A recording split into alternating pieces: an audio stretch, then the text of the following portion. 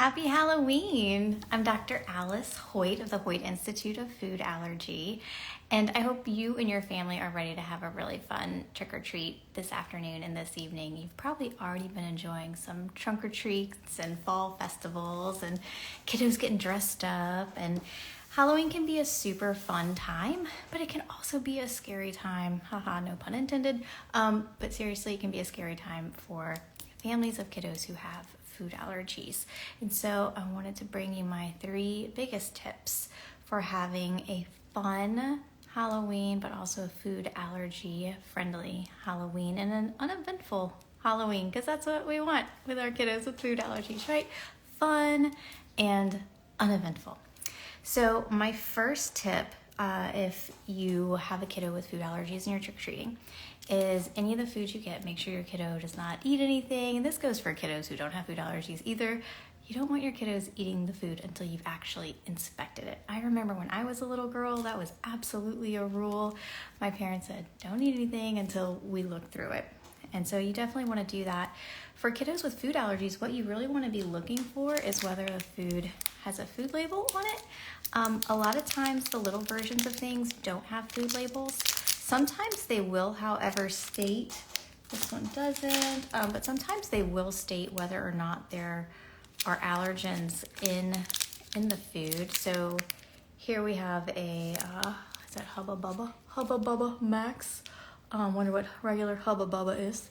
And it says to call for the nutrition information. But then when you also look under, you can see for folks with PKU, but then also the allergen information. This one actually says that, focus in on the label, not me, Instagram, there you go, on soy. So, and fun fact, many kiddos who are allergic to soy can tolerate soy lecithin, so you want to talk with your allergist about that. But you want to be able to see what is actually in the food before you give it to somebody that potentially has a food allergy. So that's my tip number 1. My tip number 2, which I think is just a super fun tip anyway for any kids, is to have a safe alternative. And so you see the teal pumpkin behind me. What we do if we're having trick-or-treaters come to our house is we have a teal pumpkin where we have non-food treats. My favorite and what I will be handing out this year is individual sidewalk chalk pieces. And what's actually really cool is if you get a few people in your neighborhood to do this, and say you go in bulk and buy a few boxes of this, which by the way, this was $5.29 at Target, divided by 48 pieces.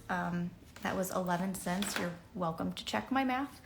But really not a whole lot different than, I think, one Reese's peanut butter cup. Yeah, one Reese's peanut butter cup in like the big bag was 11 cents. So you can imagine if you and a couple neighbors got a few boxes of these and you each gave out, like you gave out the blues, they gave out the reds, like whatever, then kiddos who came through could actually end up with like kind of a set of sidewalk chalk. And I think sidewalk chalk is super fun. It can keep kids busy and adults busy for hours or at least 30 minutes, right? And it's a fun activity when you come home, as the newscaster mentioned this morning when I was interviewed on WWL, one of our local stations here, a great station. So that's what we do, like Teal Pumpkin, when people are coming to the house. But a fun thing to do, and my tip number 2, is to have fun alternatives when your kiddo, say your kiddo does get a whole lot of Reese's peanut butter cups or does get a lot of candy that, kind of surprising, actually has egg in it. Because going back to my tip number 1 is read the labels, because sometimes the mini versions actually have allergens in them, whereas like the regular sized versions of the things didn't have allergens in them. So you want to be really sure. Again, number 1, read the labels. Number 2, have a fun alternative. And this too can be used for kiddos who don't have an allergy, but maybe they have diabetes, or maybe you just don't want them eating all of these dyes and sugars and all of this stuff. And so you do, I've heard it called a switch witch. I've heard it called, I made a bot swat, like a little like toy robot. If your kid likes robots, said, oh, the robot will swap out your candy for a cool treat. And then one of my very, very cool sweet patients calls it a sweet swap, where basically your kiddo turns in all of their candy for a economical little toy. So this was $4.99 at Target. This was also $4.99 at Target.